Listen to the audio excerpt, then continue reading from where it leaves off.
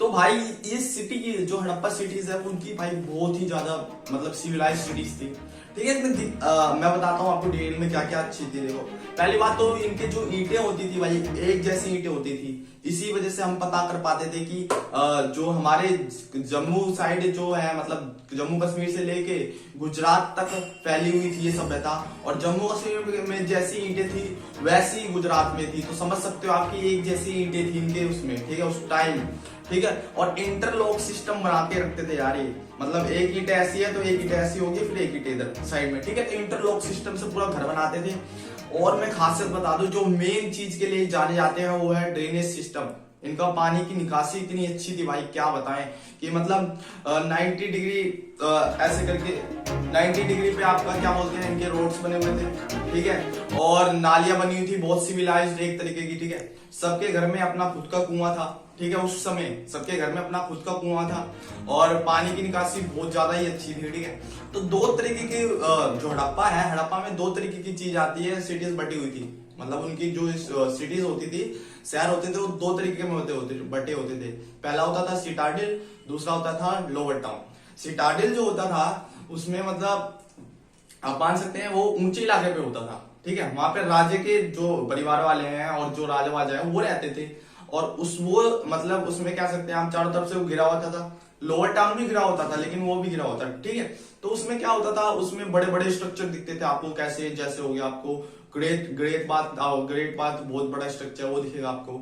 उसमें क्या करते थे ग्रेट बाथ में, क्या बोलते हैं वो, जब पूजा वूजा स्पिरिचुअल से कुछ होते थे तो उसमें पूजा वूजा करते थे वो।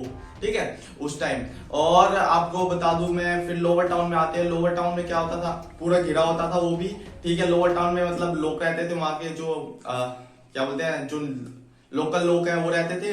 और वो उनका मतलब ना खिड़कियां होती थी ना कुछ। खिड़कियां किस लिए नहीं होती थी, इसलिए नहीं होती थी कि वो प्राइवेसी को ज्यादा वो करते थे। ठीक है, तो मैं आगे बढ़ू तो इनके अब मतलब आर्किटेक्चर के बारे में हमने जान लिया कि घर कैसे होते थे इनके, नालियां कैसे होती थी। ठीक है, तो अब हम जानेंगे इनके सील्स हो गए, फेरेंस हो गए, ये सब चीजें इनकी कलाकारियां क्या थी भाई।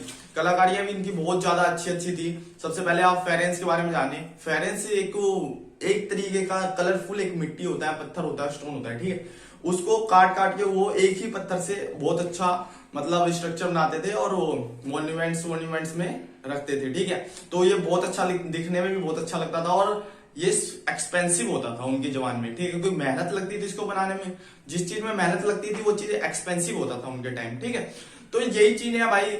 और सील्स हो गई, सील्स भी बहुत अच्छी थी, हड़प्पा की सील्स बहुत फेमस है।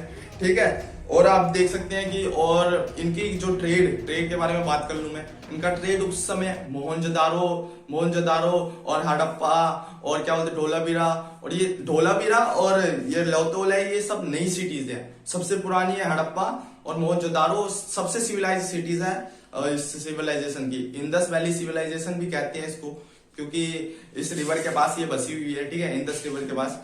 और मैं बता दूं आपको कि इनकी जो क्या बोलते हैं, इनका जो ट्रेड है वो बेसिकली किसके था, ये मतलब ये पूरे यूरोप में ट्रेड करते थे, वहां पे भी इनके सील्स पाए गए हैं। तो यही है इस चैप्टर में, आप बेसिकली आप यही पढ़ेंगे। ठीक है, तो आपका चैप्टर यहीं पे खत्म होता है। और भाई आपको पसंद आया तो लाइक करिए, शेयर करिए और सब्सक्राइब करिए मेरे चैनल को यार। और आगे की जोन सी भी वीडियो बनानी है आपको, जिस चीज में भी दिक्कत हो रही है उसमें आप कमेंट करिए।